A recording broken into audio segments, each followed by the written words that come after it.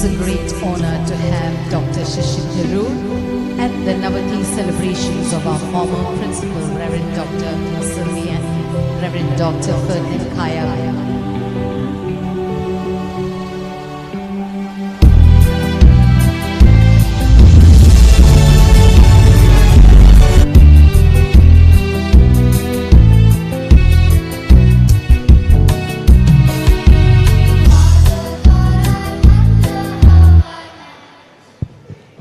Please rise as we begin the second session of our program with the prayer song by the Infant Jesus Choir.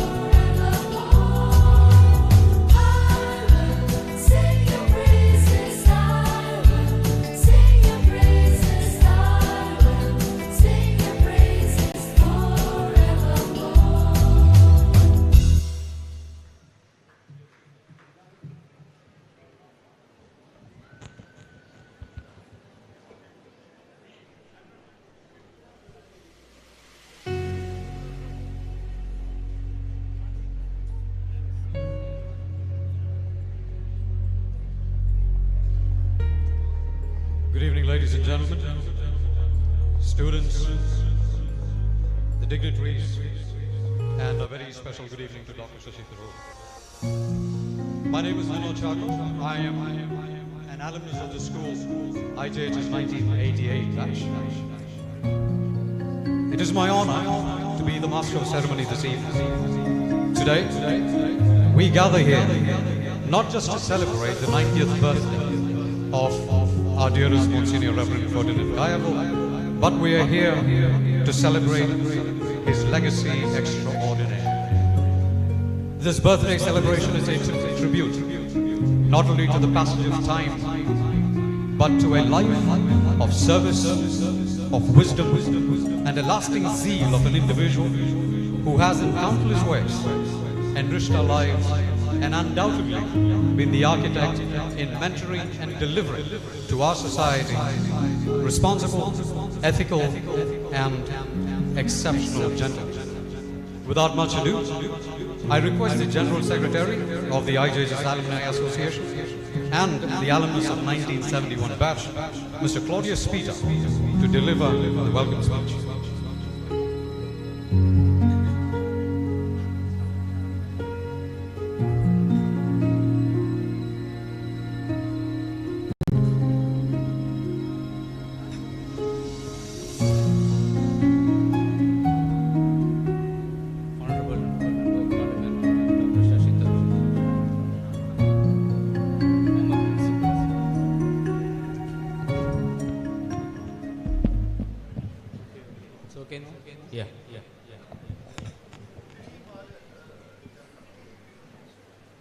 Honorable Member of Parliament Dr. Shashi Tharoor, former Principal Monsignor Dr. Ferdinand Kaya, President of the Alumni Association and Principal of the school, Reverend Dr.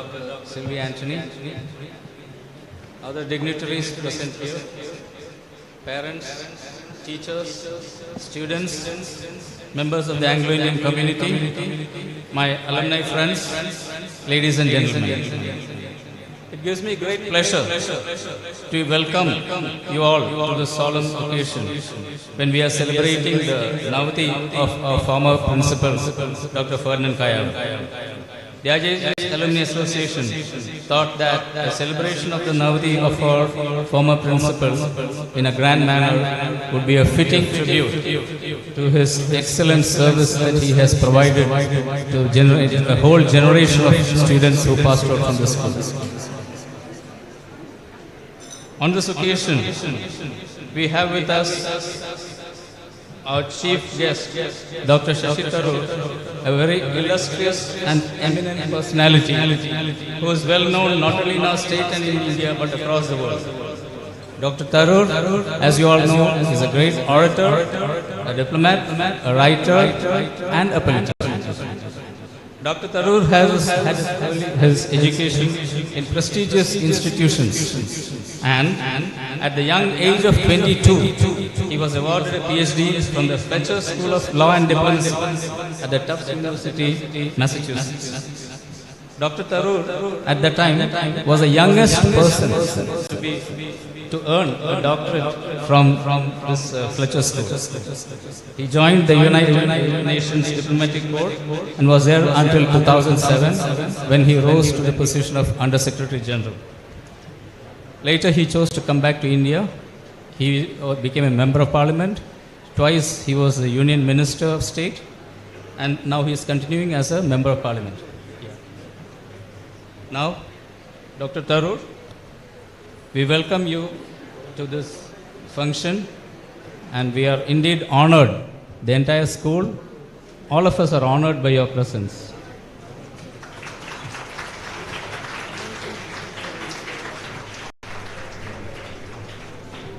Monsignor Dr. Ferdinand Kayawil needs no introduction here. He has been the principal of our school for 30 long years. Father, I welcome you to this function.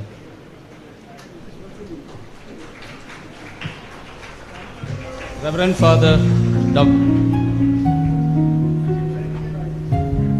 Dr. Sylvia Anthony is here. He is the principal and president of our alumni association. I welcome you, Father, and all dignitaries, parents, students, teachers, welcome you all to this function. Thank you.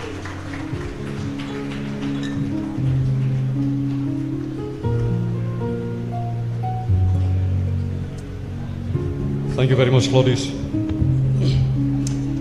Light is a symbol of life. It is a symbol of harmony. It is a symbol of divinity. The flame of a lamp represents the pursuit of knowledge. It is a metaphor for the inner light of consciousness, wisdom, and self-awareness. I request Dr. Tharoor and the other dignitaries on the dais to kindly light the lamp.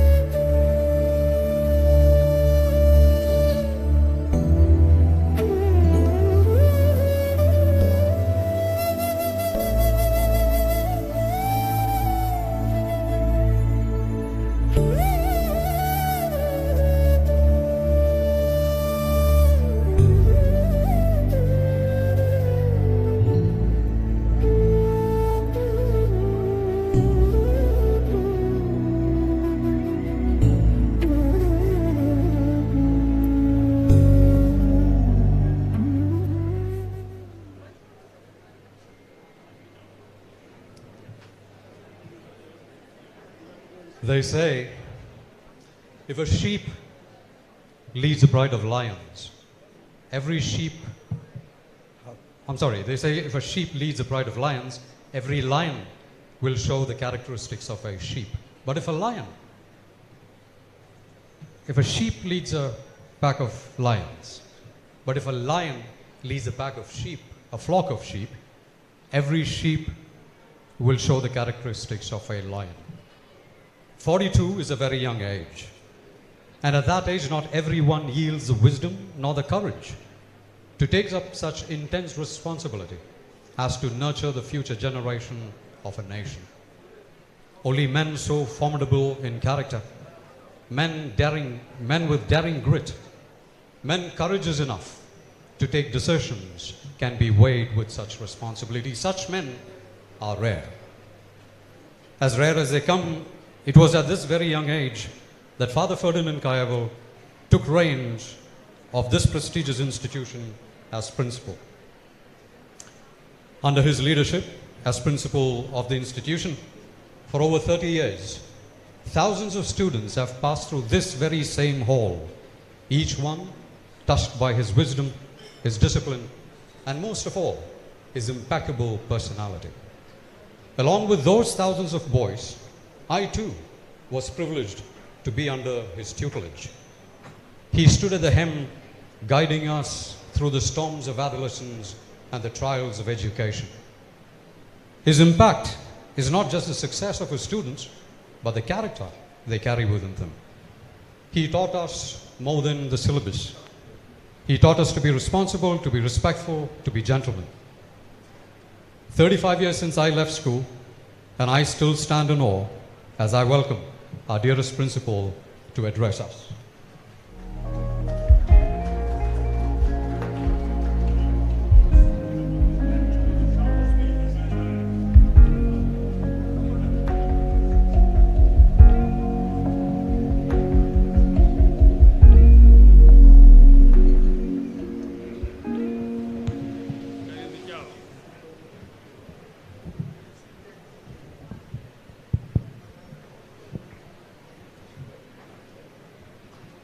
Most respected Dr. Tharoor, Dr. Sylvie, all others on the dais, and ladies and gentlemen. I'm going to make the shortest speech I ever made in the same hall. I stood here many, many times, addressing the boys at that time, trying to give them a guidance to be great citizens of this country. And I'm so happy to see they all responded to the call of the management of the school, and me as a principal, and all of the teachers who worked with me.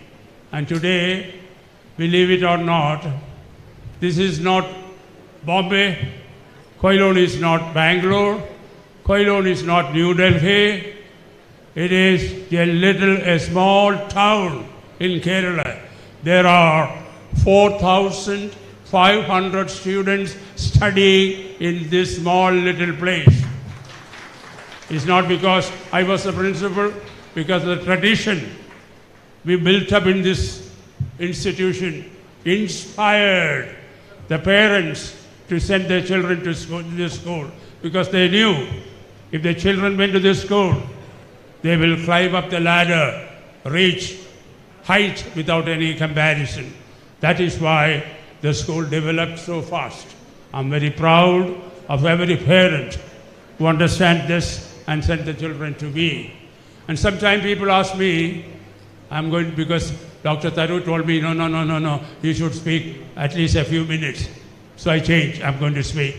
See, this school was founded by Bishop Jerome Fernandez. When he founded this school, Mount Carmel School was already 55 years older than infant Jesus. So the girls who went to Mount Carmel were always advancing. And the boys, Anglo-Indian boys, did not have a place to go of that same standard. Bishop Jerome Fernandez, who became the first Indian bishop, saw this this problem. Anglo-Indian boys do not have in the vicinity a comparable school to go and learn. And the girls, already 55 years old at the school, they were climbing up the ladder. First bishop, he immediately contacted the authorities of the state. It was Travancore, and Tangassery was under the British rule. And he contacted, they gave every support, and he opened the school for the boys. And eventually it went on. When I was here, it was all only boys, great men and women. Later, women joined. And today, when I came back here, I can see the difference a school can make when you have co-education. There was a philosophy of education, boys, girls separated. But modern trend is to put them together. That's the same way they develop their personality. My dear friends, I'm very proud today to have Dr. Tharoor in this school. I welcomed so many great men, including cardinals from the Vatican. But this today I feel very proud that we have the honor of welcoming Dr. Tharoor into the premises of this great institution. He is, as you know, I have to repeat what you know. He is a person very much sought after, not only in Kerala, not only in India, but all over the world. I have seen him speaking to audiences of international reputation, the way he speaks English, a great country where you have Jawaharlal Nehru speaking, you have Krishna Menon speaking, you had Father Jerome D'Souza speaking. So many eminent men captured the attention of the entire world when they opened up their mouth, spoke beautiful English.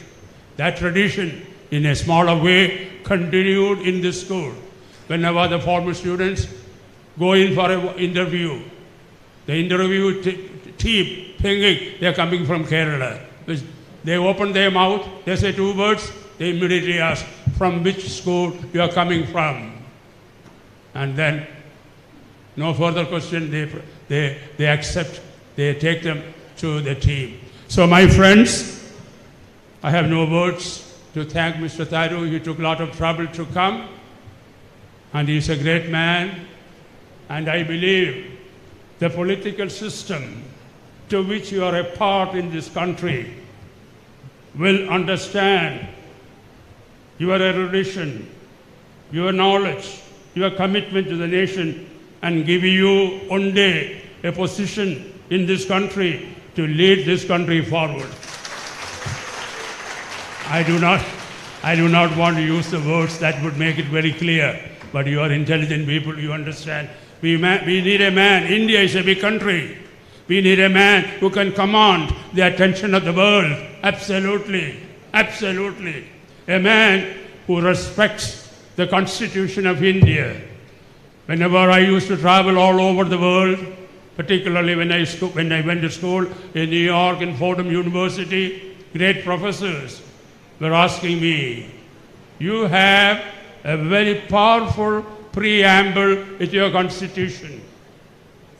Because they see me an Indian, eminent people, scholars, professors, they say, the preamble of your Constitution is one of the very best. My dear Professor, my dear Mr. Tharoor, my wish for you, I made a statement, is simply because you understand the content of the preamble of the Constitution, and you know more than anybody, without respecting the preamble of the Constitution, this country will be split into pieces, and that will be the final day of the glory of India. So I wish and pray they understood what I meant. In God's favor, God's love and blessing, you reach a stage in your political system where you can lead this country forward.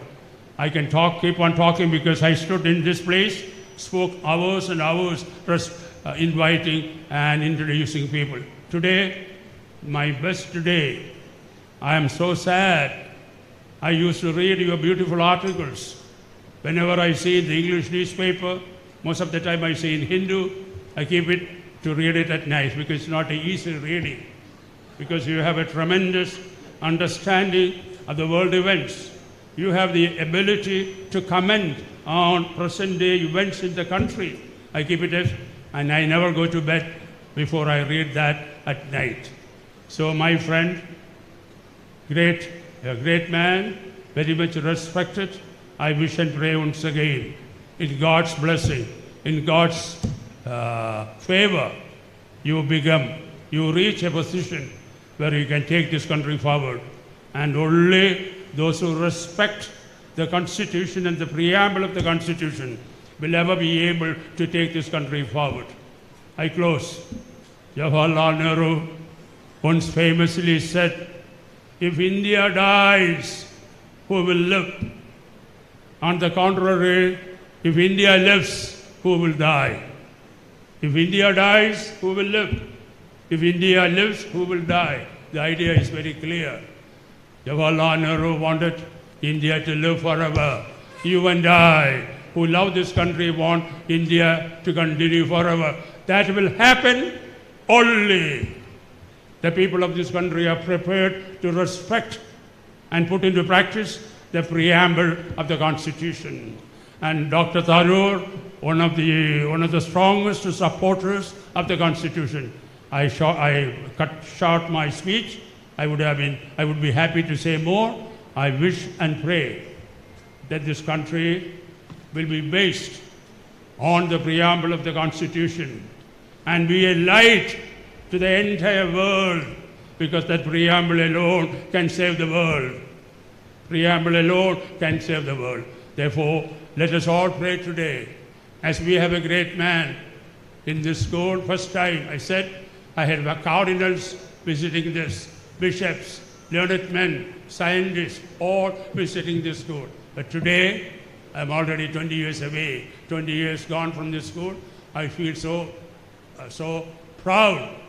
And I tell you, Mr. Dr. Tharoor, from today, I will dismiss all my doctors. I will have more help because I met you and you are here to address to our students. Thank you very much. God love you. Former students, I salute you. A big salam to everybody. The former students, how much trouble you have taken to me. I told them, this is only a birthday of an ordinary man. No. They loved me so much. They wanted to have it. I could not. I was not the principal and they are not the students. They come. They collected money. They organized everything. I could not say no. At any rate, this is all much beyond for anybody's imagination and expectation. God love everybody. I repeat once again, former students, you in this country, hold on to the preamble of the Constitution because you are students of this school. I took you into the church for the reopening day every year. We read from the Quran. We read from the Vedas. We read from the Bible in the Catholic Church inside, because the founder of this institution, Bishop Jerome, believed only by helping each other, respecting each other, this country can go forward. That tradition is very much respected even after me. And Father Sylvie, I must say a big salam, big salute to him. He is the one who gave every support. I never imagined. He is a good friend of mine, very good friends, but I never thought that he would go to the authorities, get all the permission needed, and give all support to the former students. And with his support, they were able to. We had no money to spend. Nobody asked for any money. They collected money from former students. Some of the former students are well doing in everywhere. Whenever I see an average mother who comes on the way and says, Father, എൻ്റെ മോൻ അച്ഛൻ്റെ സ്കൂളിലാണ് പഠിച്ചത്. അപ്പം ഞാൻ പറയും, പൊന്നമ്മേ, infant Jesus പഠിച്ച ഒരു മോനും പേട്ട് തേങ്ങ ആകുകയില്ല. അപ്പോൾ അമ്മ പറയും, ശരിയാണെച്ചാ, അവൻ അയക്കുന്ന ചെക്ക് കൊണ്ടാണ് ഞാനും എൻ്റെ ഭർത്താവും മക്കളും അന്തസ്സായിട്ട് ജീവിക്കുന്നത്. ഒരിക്കലും പേട്ട് തേങ്ങ ആകത്തില്ല. 100% true. Mr. Tharoor, if you allow me and if the people had the patience, I would have spoken to you for a long time. And I'm finishing. I don't know if I said at my age of 90, sometime you forget. This is not a prepared speech, the paper's in my hand. See, when Bishop wanted to open the school to the boys, the girls' school across the street was 55 years older than infant Jesus. Bishop Jerome Fernandez, the first bishop, Indian bishop, he was only 37 years old when he became a bishop. The Catholic tradition, no person will be made a bishop at the age of 35, 37, because at that age, normally, a priest will be a chota little priest under a big bulky pastor doing whatever, but he became bishop. And immediate attention was given to the boys' Anglo-Indian school. The Anglo-Indian, I want to give a salute to the Anglo-Indian school community, a beautiful community, peace-loving community, and with the Portuguese and Dutch and English traditions, they built up the whole thing. This was the only little place in Travancore where people spoke English at home, spoke on the street, spoke on the shops, and when they assembled for prayer, everything was in English. And the school, for a long time, had teachers, all Anglo-Indians, whose first language is English. That is why intelligent parents living 30, 40, 100 miles away knew in the future of India, if my son knows more English, correct English, stop, come here. He is a wonderful man, I love him. He is the brain behind all this, he knows. Because he was a student under me, he knew, if nobody stops me, I will keep on talking. Beautiful man, okay? I love you, okay? You must go to the mosque every Friday. Beautiful? You must do that. All right. Now before I will invite, it's not my job, give me 2 minutes. I want Mr. Tharoor to put a pannada to some of these wonderful men. 5 minutes, 2 minutes. Okay. Come on, get the pannada ready. We should not take more than 5 minutes. Mr. Ijhss, where is the Ijhss here? The founder of the association. Is Ijhss here? Yeah, he's the founder of the Association. Founder of the former students. Former Students Association. Come. Ijhss, Dr. Tharoor, he is a brain. He only started this association of the former students.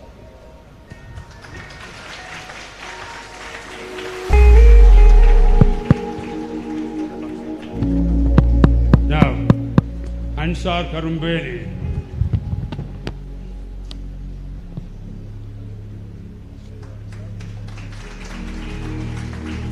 He is Dr. Silvio. Come here. Take him. He will be an important MP like you. He has got money, muscle power, brains, everything. Take it. Dr. Sylvie.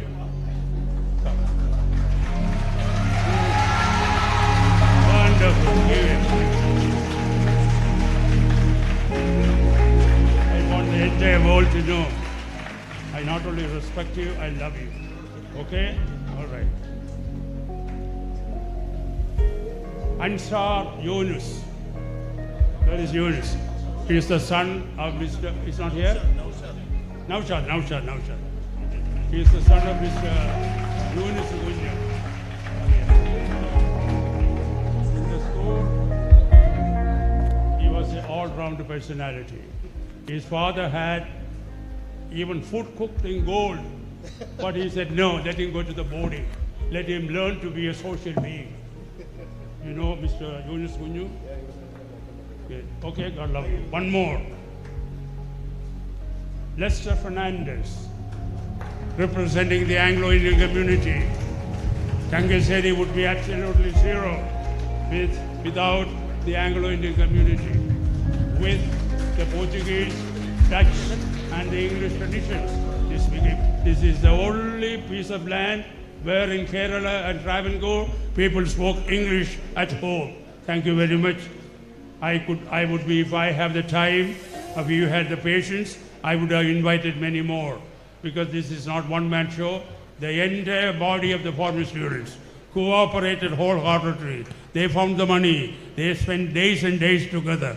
I cannot call everybody. I give a big salute to all the former students. I love you.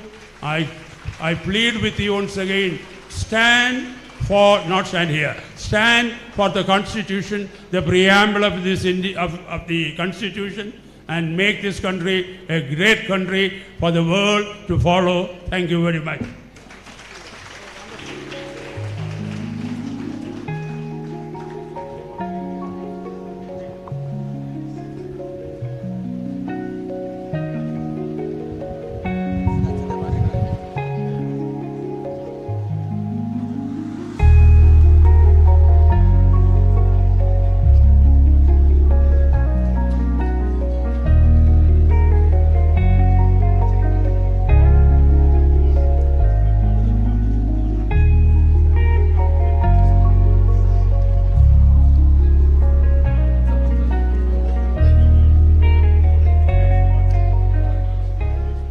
We are extremely privileged to have with us our esteemed chief guest, who definitely needs no introduction from my end.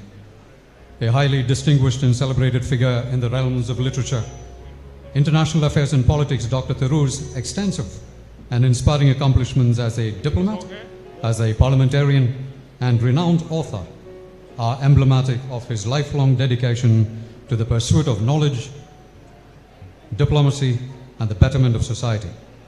His profound intellect and exceptional eloquence have made a substantial impact globally, and I'm sure it has created a humongous, expansive, crazy fan base in par with any celebrity in the country.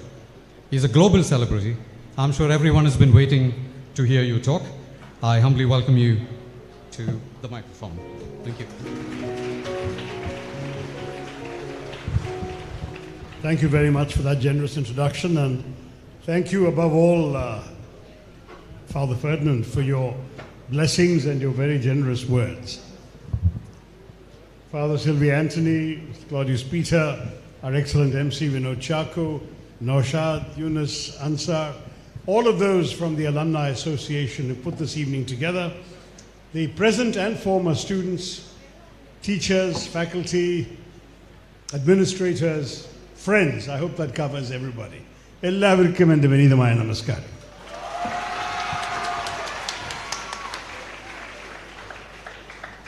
I was delighted and touched to be invited to celebrate the Navathi of Father Ferdinand Kaival.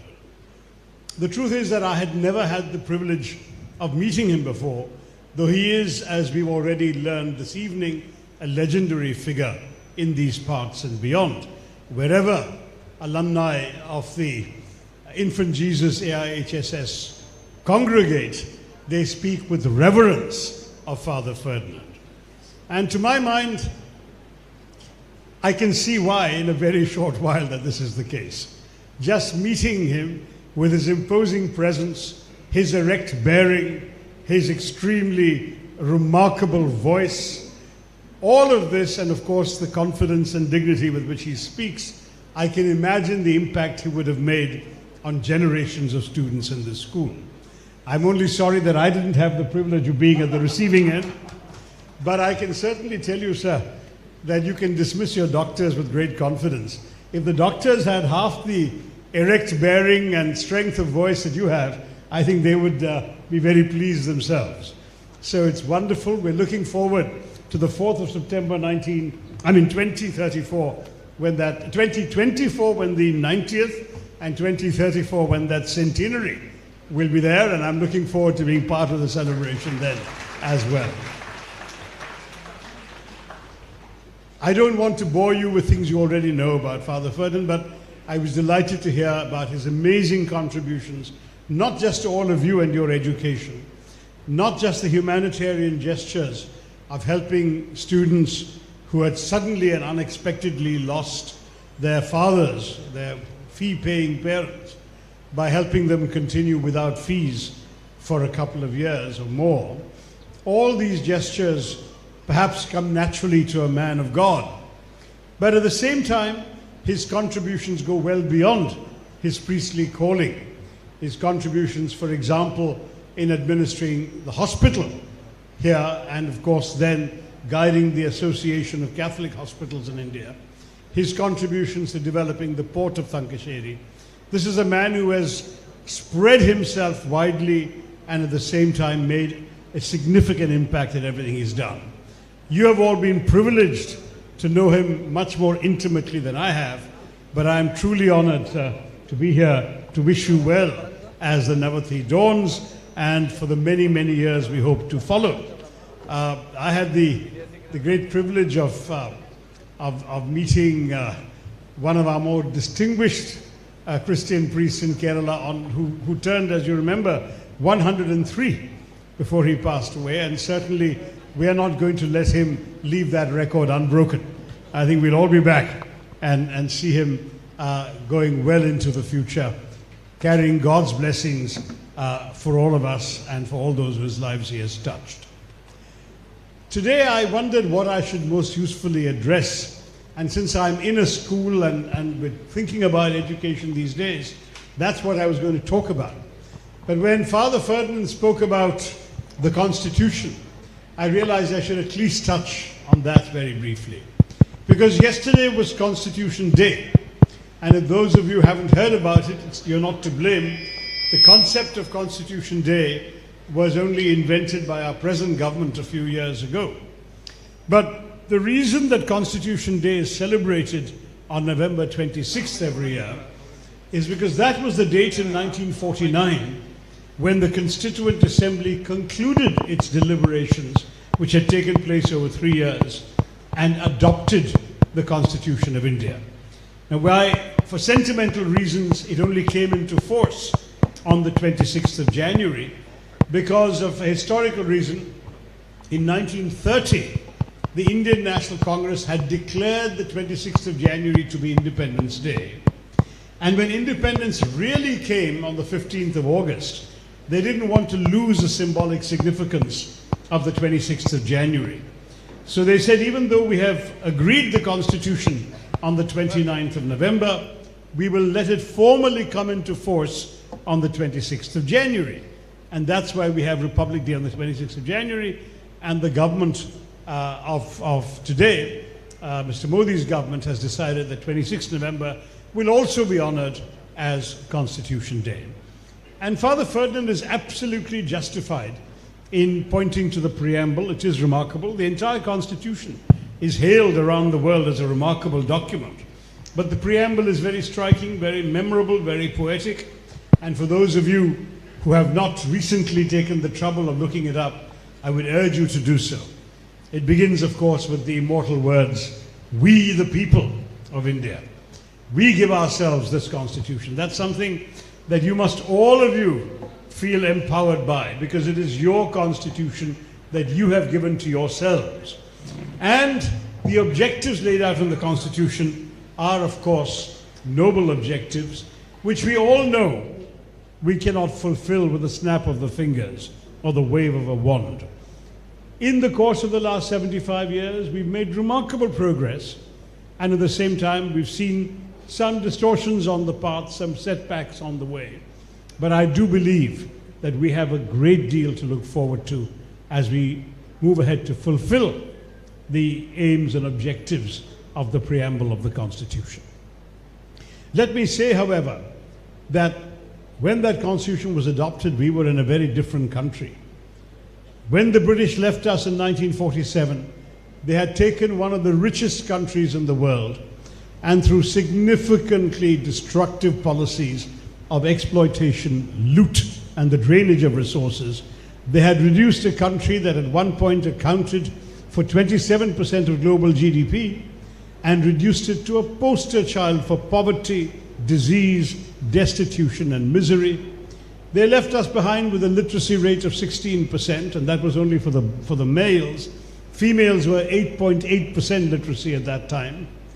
They left us with 90% of the population living below what we would today call the poverty line, and they left us with an average life expectancy of 27.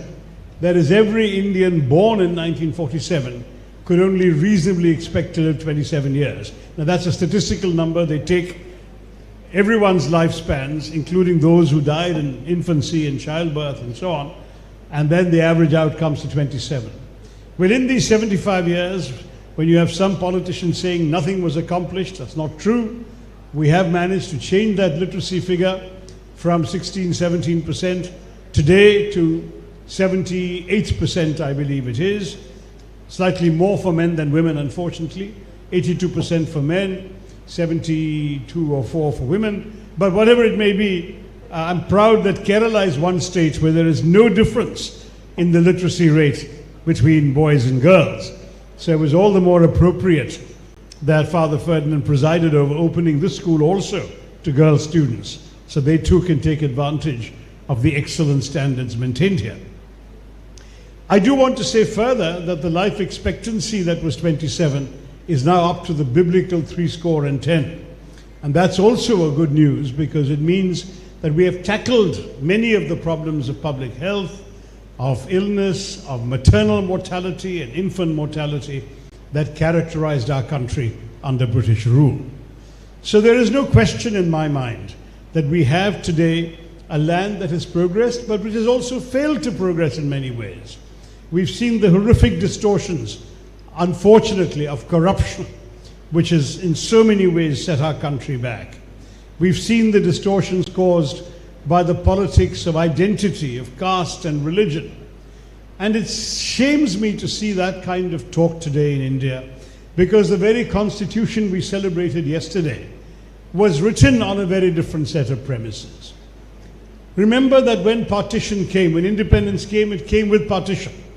And partition was based not on an ideological divide. It wasn't communists on one side and capitalists on the other, as happened in many countries at the same time. It wasn't geography either. It wasn't east versus west or north versus south.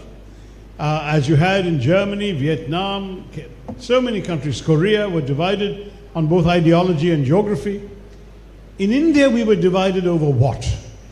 Over the proposition as to whether religion would be the determinant of our nationhood.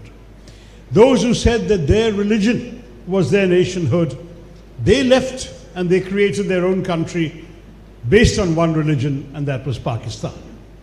But those who remained behind, of every religion, whether it was Mahatma Gandhi, Jawaharlal Nehru, Maulana Abul Kalam Azad, Rajkumari Amrit Kaur, you name the communities, John Mathai, everybody collectively said, as far as they were concerned, that their freedom struggle had been for everybody, and they would build a country that was safe for everybody. And they created a constitution that reflected that commitment.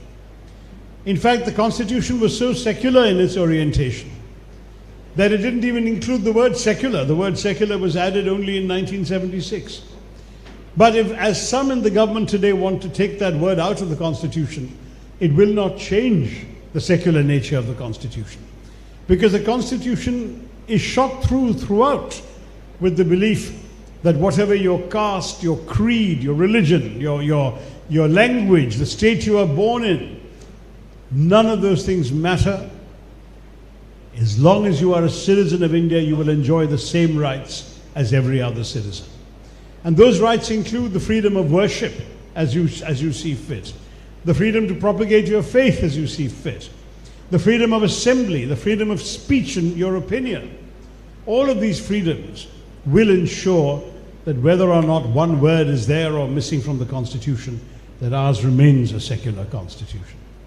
And I'm proud of that, because even though Pakistan had been created as a country for India's Muslims, large number of Muslims remained in India and served the nation proudly.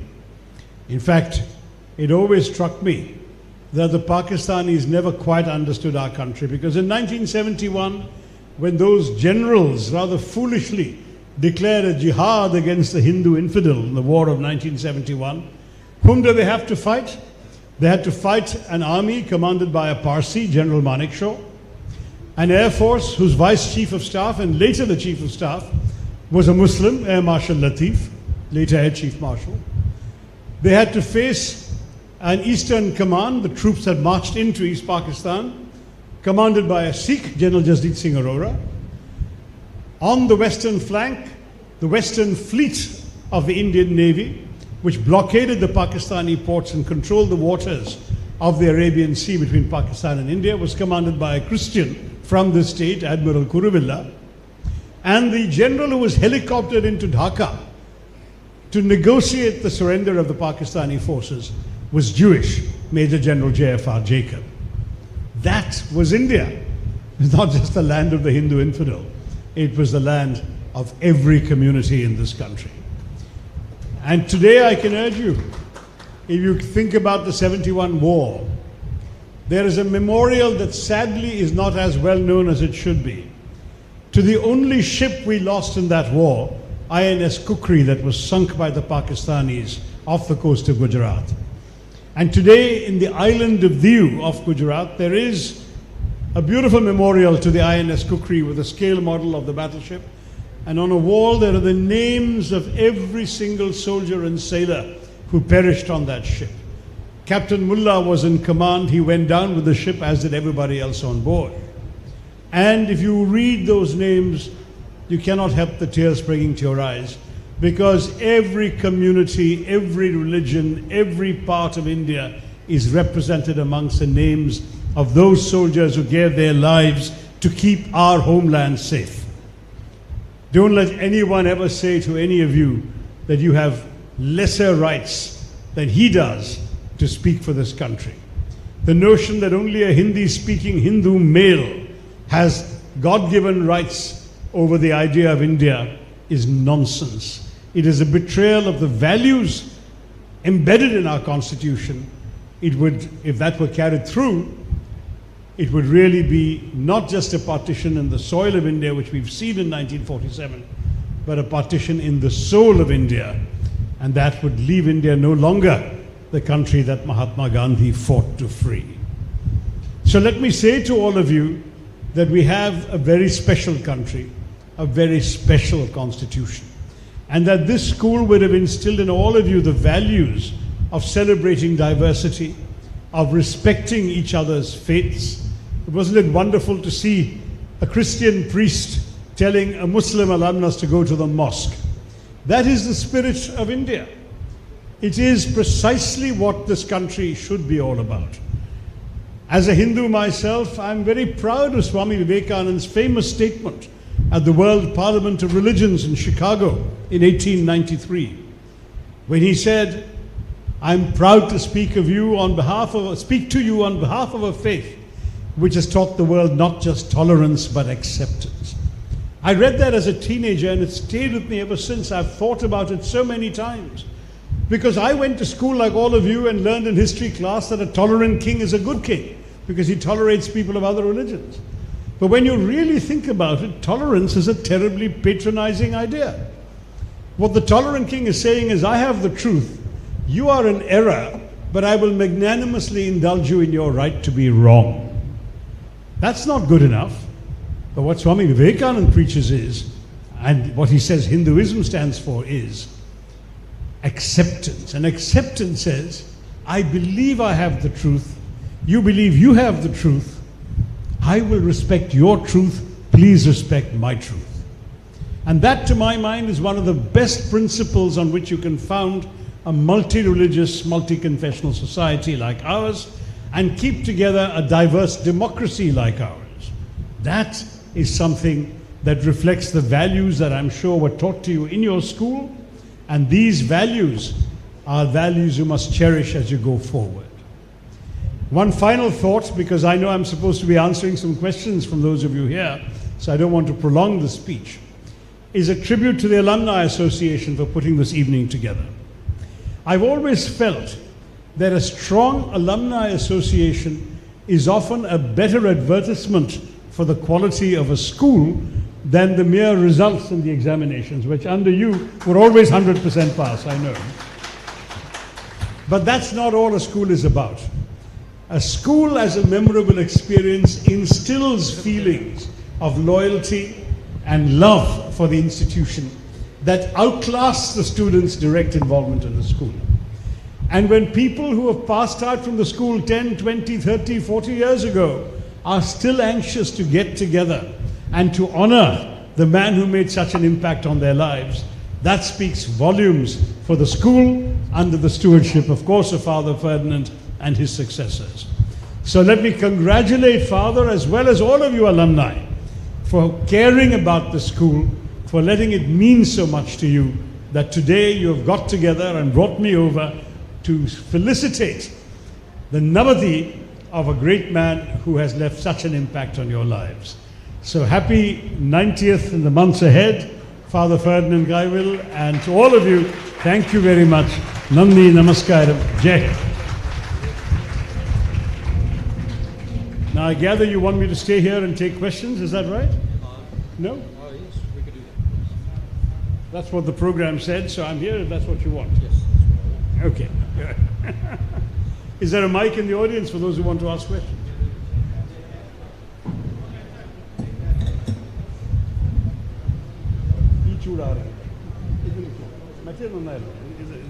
Don't worry, it's okay. I don't mind. You've got a mic.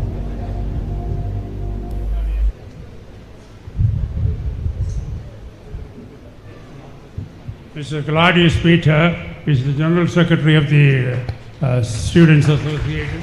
I forgot his name, a great man who did a lot for the school. So, honoring him with a pujada. Thank you very much.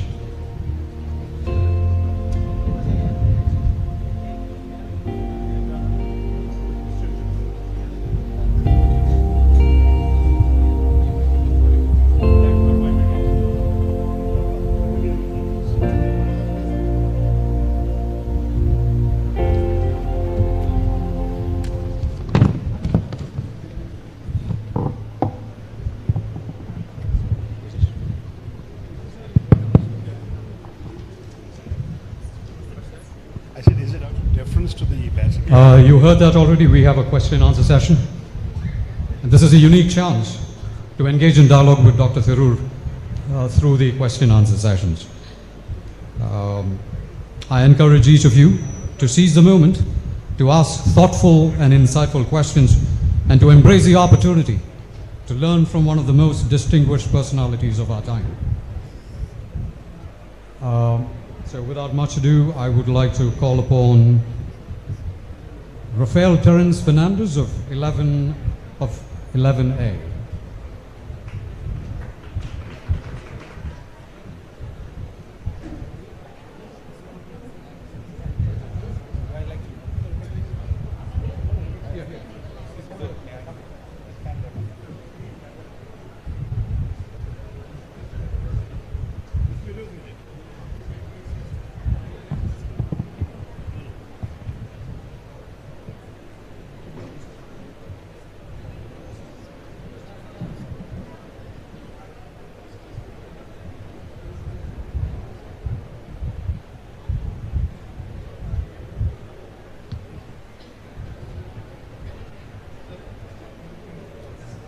Good evening, sir. Sir, my name is Rafael Terence of 11A. And as you know, you worked in the UN in the 2000s. And as a great diplomat of our country, you have handled, learned about a lot of situations. So dealing with them gracefully. So as a former diplomat, what is your advice on inculcating or implementing diplomacy in our day-to-day life, especially our students? You're asking me to summarize the lessons of diplomacy in daily life. It's a tough challenge. A few things. I mean, one of the core principles of diplomacy is not to give offense. So try in whatever you have to say not to hurt the other person. If you are, for example, going to make a criticism, find a constructive way of expressing it. If somebody is simply plainly wrong, tell them with a smile, listen, you've got to check your facts. This isn't what it is. Essentially, the idea is, it is often better to lose an argument than to hurt a friend. So you really want sometimes not just to score points against the other person, but to win them over. And that is very important in diplomacy. Diplomacy also often leaves things unsaid. And in daily life, that's a bit difficult. Sometimes you need the kind of clarity that Father Ferdinand has probably got you used to, completely telling you when you're an idiot and when you're not. But sometimes some things are often better to be left unsaid. Let people figure out between the lines. There's an expression that a word to the wise is often worth an entire page. Just let them know that there's a concern and let them figure it out for themselves. That's something else we do a lot in diplomacy. But ultimately, each profession has its own rules and its own guidance. You may go into a very different profession. You may become a soldier where, you don't do diplomacy, you do business from the point of a gun. You might go into accountancy and deal with numbers rather than people. You might go into some totally different world. So what I would say is try and be a complete human being and be the best human being you can be in any field that you would go into. All the best. Thank you. May I call upon Ijhss Thomas of 12A?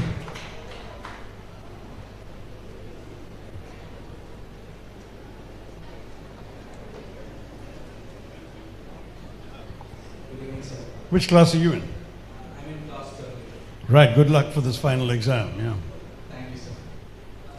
Sir, it's my honor to meet you.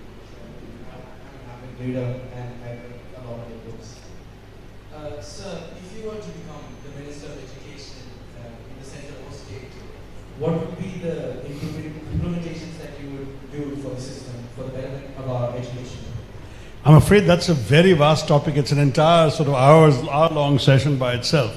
But very simply, I think what we need to do, our systems at higher education level are over-regulated, and we need to trim some of this. We don't develop good universities by telling them what the size of their classroom should be, how many teachers they should have, what syllabus they must have. We need to give them autonomy and freedom to develop their own quality, and they will then justify themselves through their performance. If you tie their hands and legs and expect them to run, it's not going to be a very effective approach. And that's one of the problems with our system. At the school level, I would encourage much more out-of-the-box thinking. It's something which is very important in today's world, because the honest truth, let's face it, is that you don't anymore need a well-filled mind. The day when you had to mug up your textbooks and regurgitate what the teacher told you in the exam hall, those days are long since gone. They were out of date when I was a student, and I wrote about this as a student back in 1975, and I said we don't need a well-filled mind anymore. It's all the more true today when any fact or figure that you've forgotten, you can find out with 2 clicks of the mouse or a glance at your mobile phone. So what you need is not a well-filled mind, you want a well-formed mind. And a well-formed mind, I often tell teachers when I get a chance to address them, please do not teach children what to think. Teach them how to think. Because ultimately what a mind needs today in the 21st century world is to be able to cope with unfamiliar facts, figures, and still figure out an approach to them. Know how to synthesize them, know how to come up with a viable approach to them. You know, there's a study by the Oxford Martin School called The Future of Skills, I think, which said that by 2030, 30% of the jobs in the world will be jobs that do not exist today. So how do you teach children to prepare themselves for jobs that don't exist?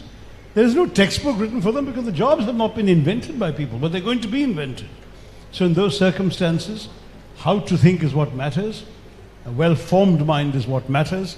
Approaching education. I sometimes mischievously say that in the old days we used to learn to answer the questions. Today, the big skill we need is how to question the answers. And we need to be able to think through those things to be able to make an impact. Good luck. May I call upon Ayana Eskumar, 12A. 11A, sorry.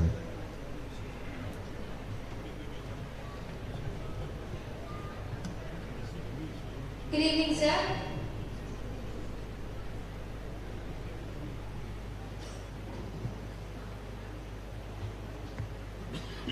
Good evening, sir. Amayana Eskumar, class 11. Sir, today we are witnessing a great brain training. that is the migration of our bright minds to other countries for the purpose of education. Do you think our education system has evolved, or is evolving the way it is required to be?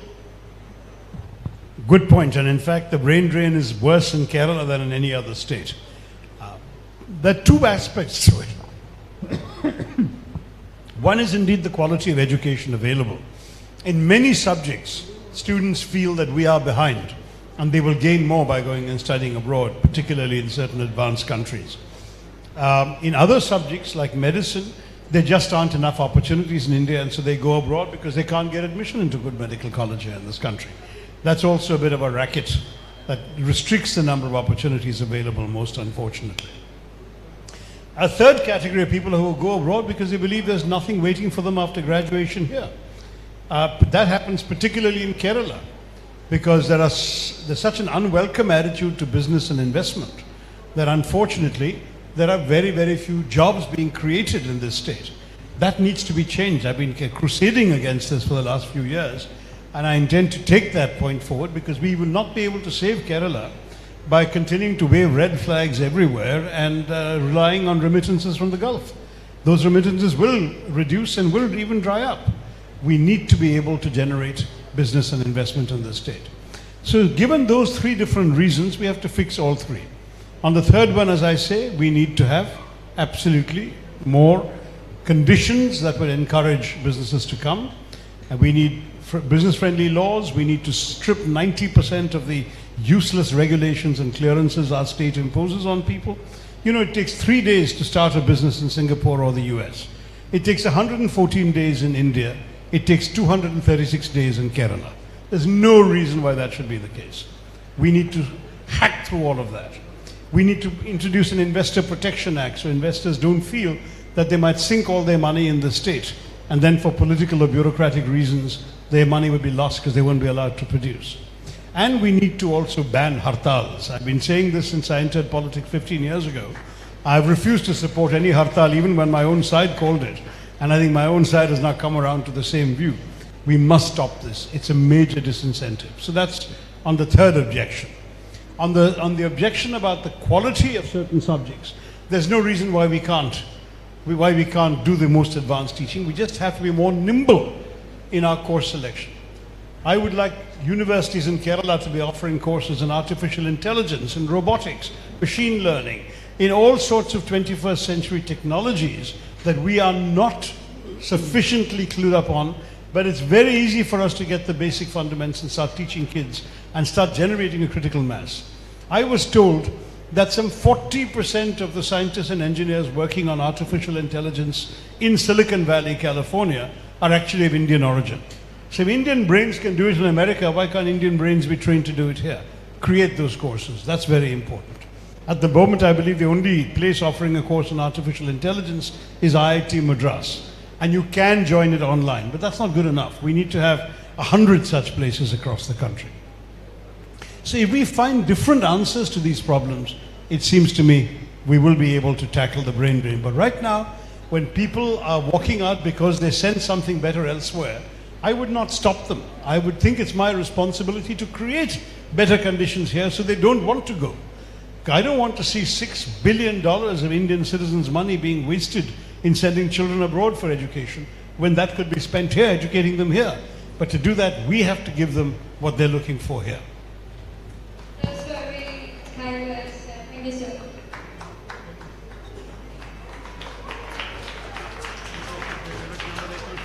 And I'll call upon Nandini S. Pillai of Chennai.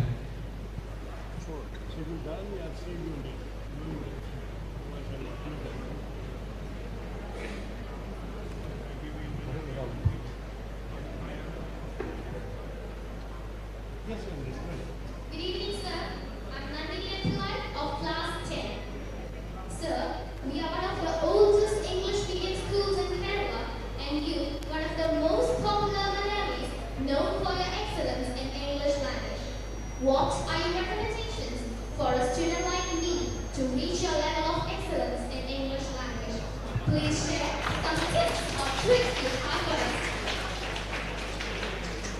Well, let me say first of all that everyone there's only one simple exhortation I give everyone who asks a question like this, and that is to read.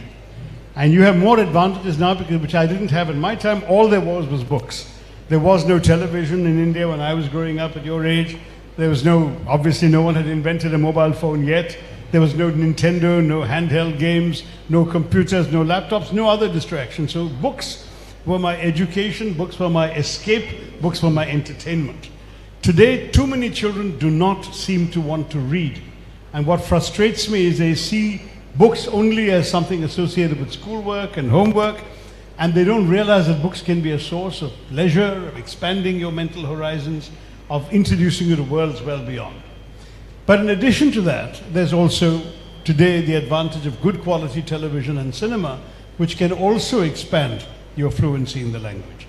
I prefer books simply because they've been vetted by a publisher and they're usually good, and if you come across the same word in 3 different books, in 3 different contexts, you will very quickly figure out their meaning and the usage, and even the nuance with which the word is used, without even needing to look up a dictionary. I must admit, I very rarely needed to consult dictionaries. I read avidly and rapidly, and by absorbing the sense of the story I was reading, I got the sense of the word as well, and that applies to both fiction and non-fiction.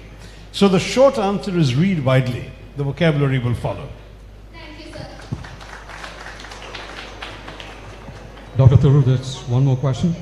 From a little star from class 4B, Aina Musfira.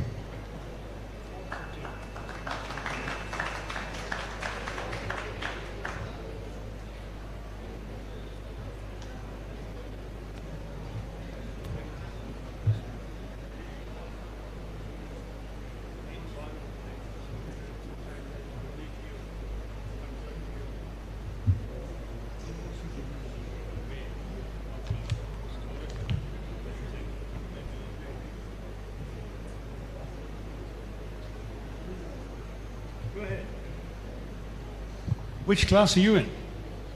Good evening, sir. I'm Ada of class 4. Sir, our school, Infant Jesus Anglo-Indian Higher Secondary School,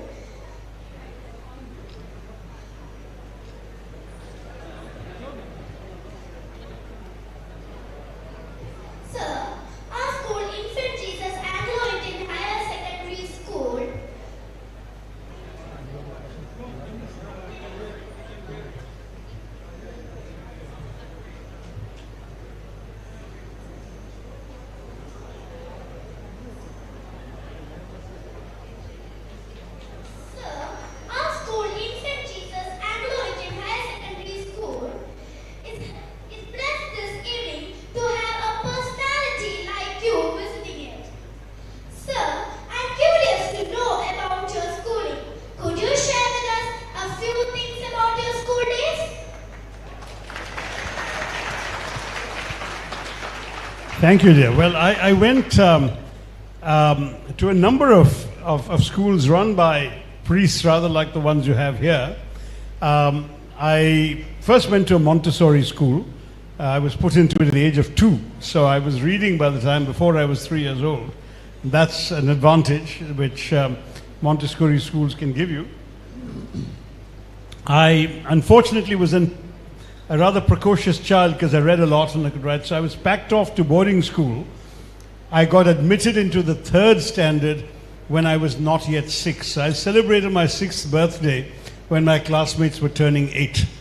That was not a great experience because obviously I was too young and I missed my parents terribly. And after 1 year in which my asthma got much worse, the fathers of that school called my parents and said, this child needs his parents, take him back.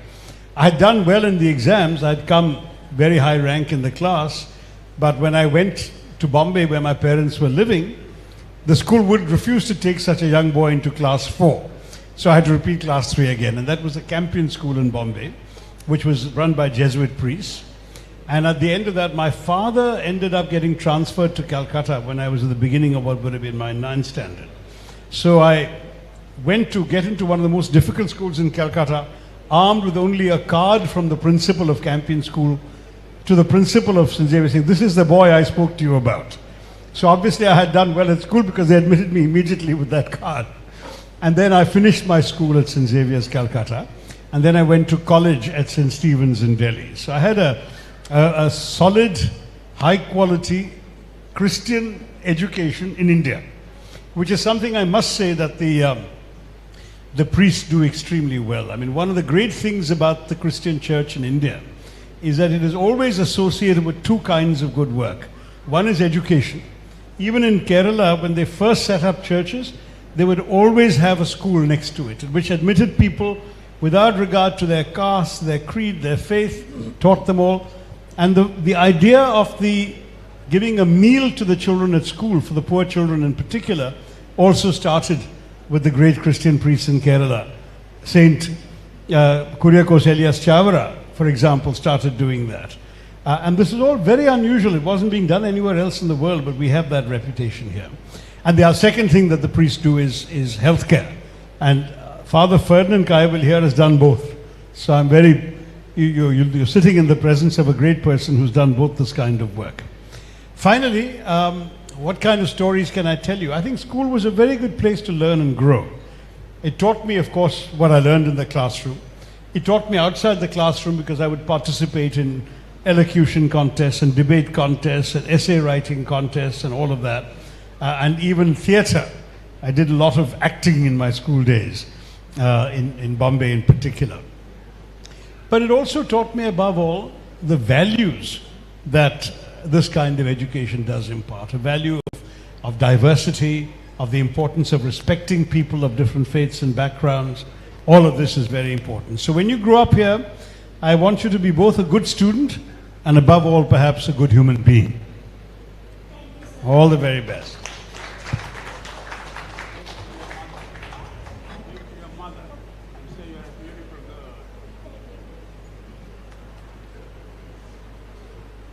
That was a very good question, Aina. Thank you very much. You're a brave girl. There's one more question. Meenakshi TR of class 11 is dying to ask you a question. That's going to be the last question of the day.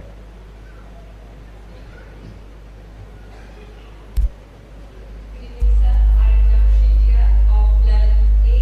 I'm from the neighboring school, Mongawal, actually, and I'm a very big fan of you.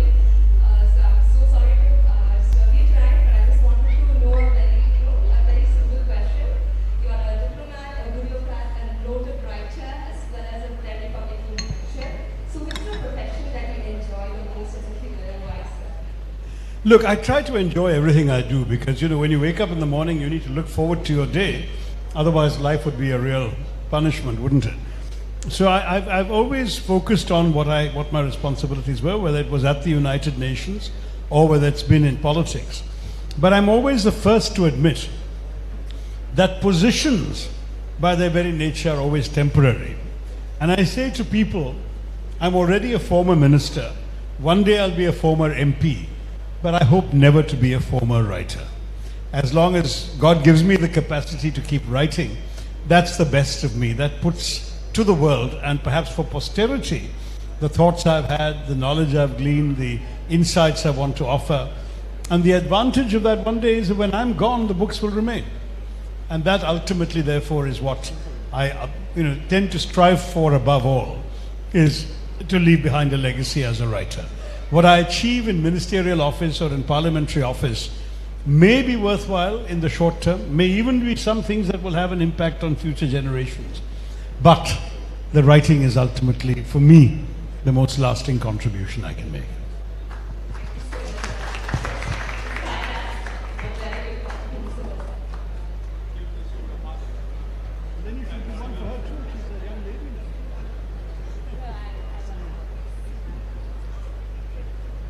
The last question of the day is from a former student and alumnus of the 1989 batch. He's the MD of the Supreme Group and member of the TKM Trust, Afzal Musliar.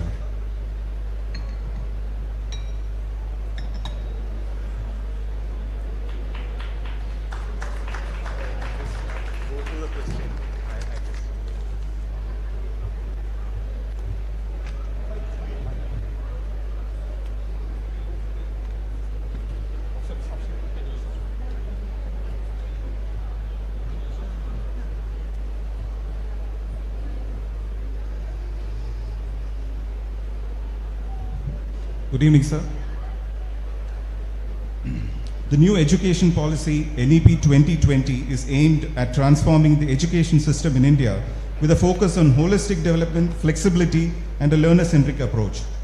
Sir, higher education being fundamental in molding a socially conscious society, may I request you to provide more insights into how the NEP intends to contribute to the development of a socially conscious younger generation of our country with ethical and social values, ensuring inclusivity and community engagements? Thanks. The short answer is it doesn't. I mean, the NEP has not been formally discussed in Parliament, which I think is quite shocking. And I called for that. It's not at all a bad document. There are many, many good things in it. But it unfortunately leaves completely to individual institutions what you want done. That is instilling values, instilling good citizenship, instilling habits of social inclusion, communal harmony. Those are not even mentioned. The NEP is a document about, you should be able to do both maths and music in the same school, or you should be able to have access to a playground within, God knows, 30 minutes of your present school, various rules like that. And there are some good things. I mean, I welcome, for example, the proposal to have much more flexibility at the university level, rather than being locked into the very rigid curriculum approach we've had in the past. But the issue that you want to see focused on doesn't figure in what I've seen of the NEP. We could have had a more full discussion in Parliament. I deplore the fact that it wasn't done. But for various reasons, I'm afraid our government doesn't particularly respect the institution of Parliament. And in those circumstances, we've had a tough time getting all these issues properly discussed. But I would say the real answer to your question lies in the individual institution. I'm sure that your school here has instilled such values into you. And I hope that other schools can be encouraged to do so by the example that you all set. If your alumni association represents that spirit of inclusion, represents that respect for diversity, represents the spirit of communal harmony, then you are standing up for what India should have amongst its citizenry. If other schools don't do that, they can't blame the NEP for leaving it out. They should care about what their products emerge doing. It's not enough to produce kids with good marks. You need people who are, as I said to the young girl there, good human beings and good citizens of this country.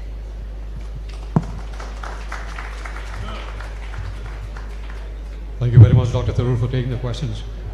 I hope you don't mind, no preambles. We are going to move straight into the next prize distribution ceremony. I request Ms. Donna to announce the names of the winners.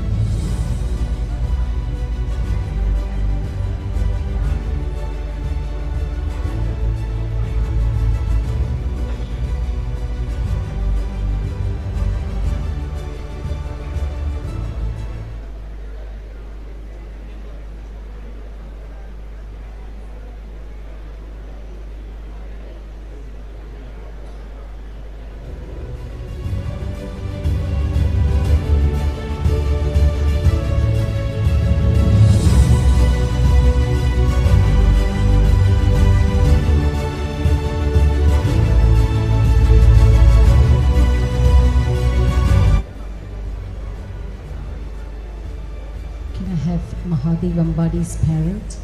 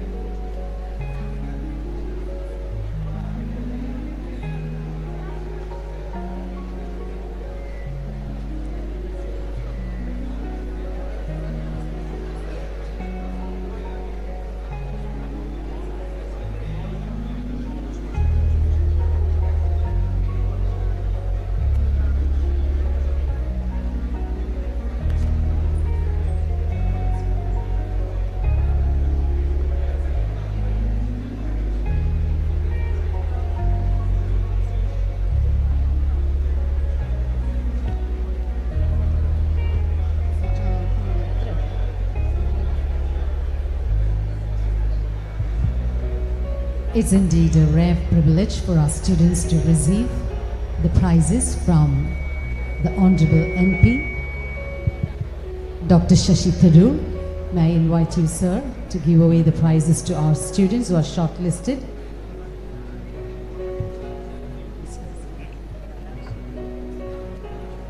So first we have the topper of ISC year 2023.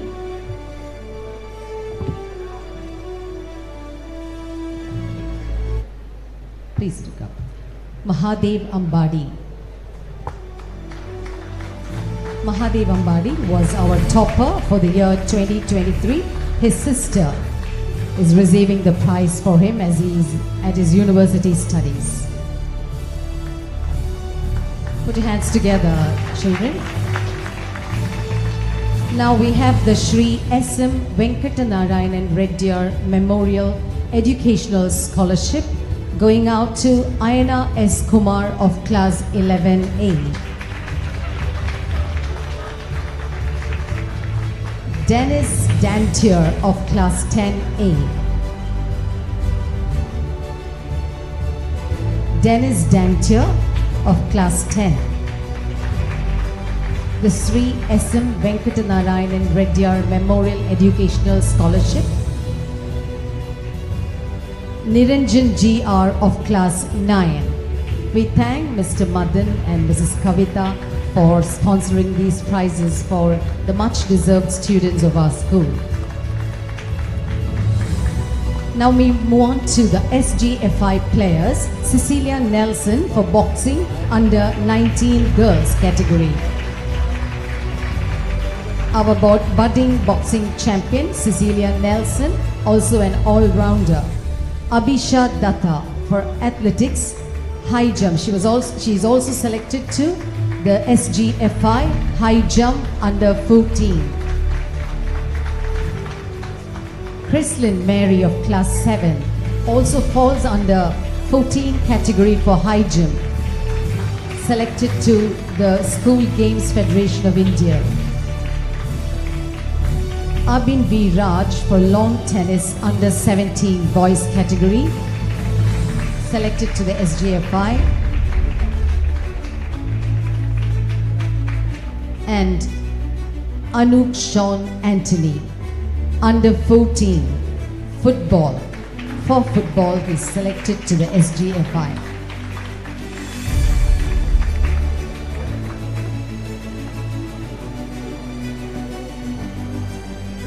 Thank you, sir.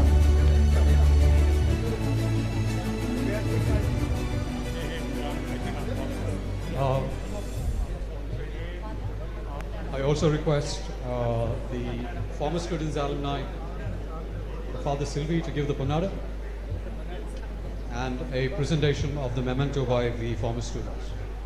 And sir, Amar, I request Amar to come on stage. Neil De Cruz, Ajit. As a token of our gratitude and for the honor we have had at your visit, here is our principal draping a Punnada.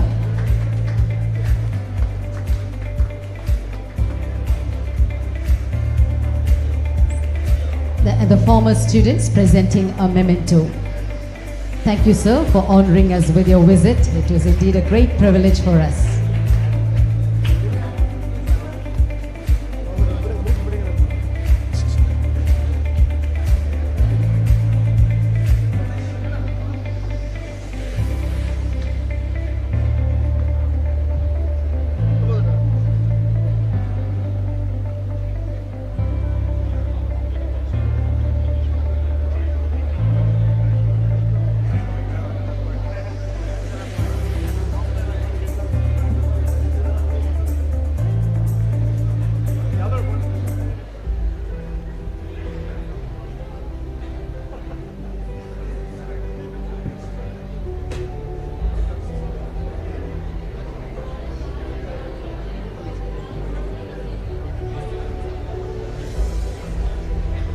May I also invite Mr. Naushad to propose a vote of thanks in the meanwhile.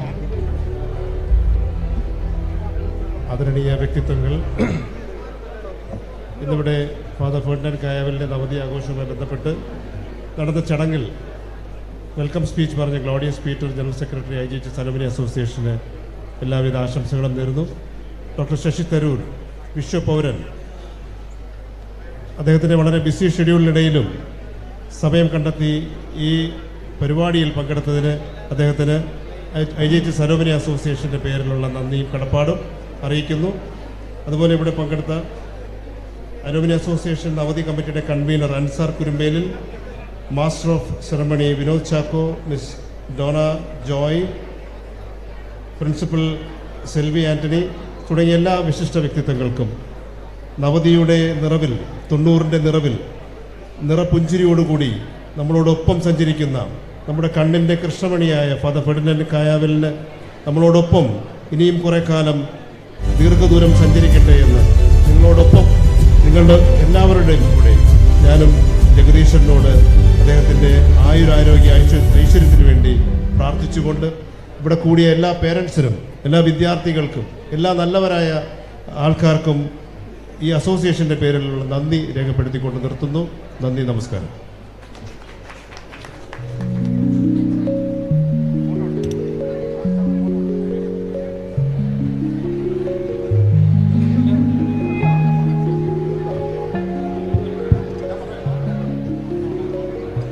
Students, please rise and please give him an applause as our Honorable MP is leaving Infant Jesus School.